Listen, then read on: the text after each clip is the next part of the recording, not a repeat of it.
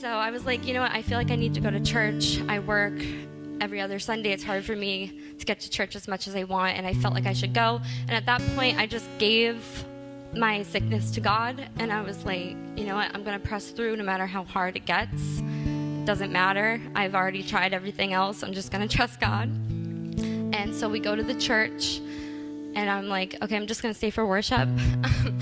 And so I stay, and right after worship, I saw this vision, and God does speak to me in visions. But I saw this huge angel, and he was like 6 feet taller, 7 feet tall, and he just put his arm around me, and it felt like such a peace came over me and protection, and it was almost like, not like a huge guy, it was almost like a child. It was just like pure love, like someone just loving me. And something that happened in the vision was that something came from the other side that was trying to attack me, and the angel or God or whatever it was like, bring it on. He didn't protect that side of my face, because he was like, I'm with her and I got her no matter what. It's not going to affect her because I'm here. And then a woman started testifying after, and she started saying that she felt an angel in the room, and she felt its wings. And I was like, I felt that angel, and I don't always feel that confirmation. Like, a lot of times God will speak to me, but I don't always get that confirmation. And I wasn't going to share, but the pastor opened up the floor to testimonies, and there were like 10, 15 people in that church, and everyone started sharing about healing. And healing that was like similar to my problems with pain issues. So finally I shared, and they were like amazed.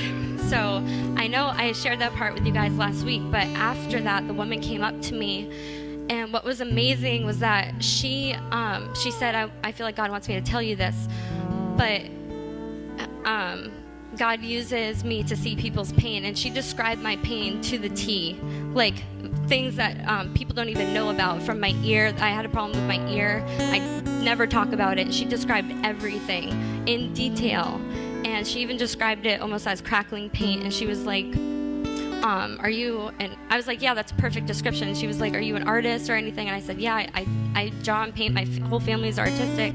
And she was like, God will speak to you in a way that means something to you. That means he's listening to you, and he sees your pain, even though no one else can. And she ended up sharing some personal things about my life, and just encouraged me that God wants to use me to speak and to minister, especially to youth. And I do minister at a home for women coming out of human trafficking, but I think God is redirecting me a little bit.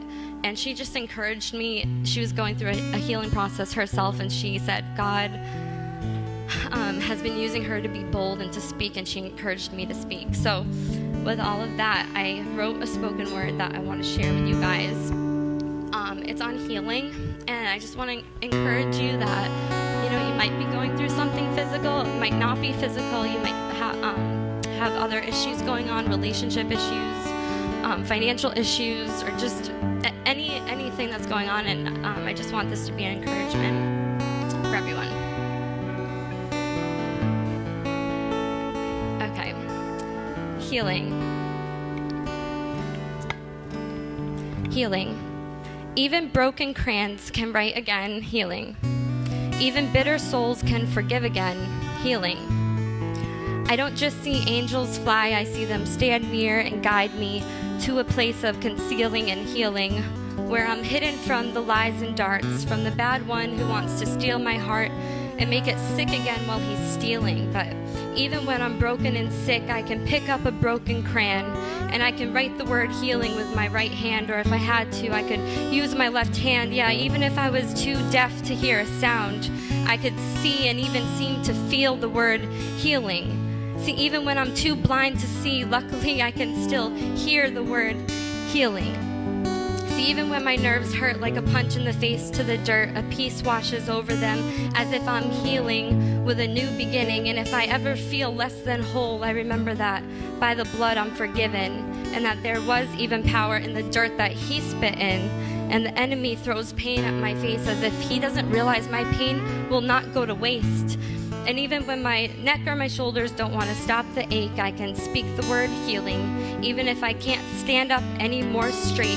See, I'm telling the enemy it's no debate that I can still speak the word healing.